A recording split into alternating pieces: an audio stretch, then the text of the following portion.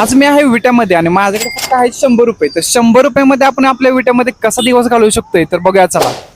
तर रामकृष्ण हरी मंडळी, मी दीप प्रज्वल. सगळ्यात आधी मी नाश्ता करायला आलो इथं दालचा राईस खाण्यासाठी.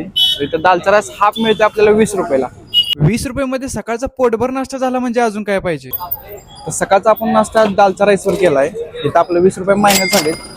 मागच आपल्याला एक फेमस सॉफ्टी आईस्क्रीम पण दिसतोय. आता दुपारी जर ऊन जास्त वाढलं तर आपण सॉफ्टी पण ट्राय करणार आहे.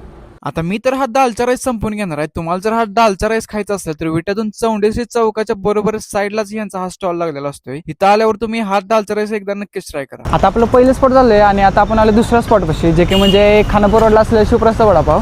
तर इथं आता आपल्याला मिळणार फक्त 15 रुपयाला वडापाव. आता आपल्याकडे फक्त शिल्लक होते 80 रुपये, त्यातले आता मायनस झाले 15.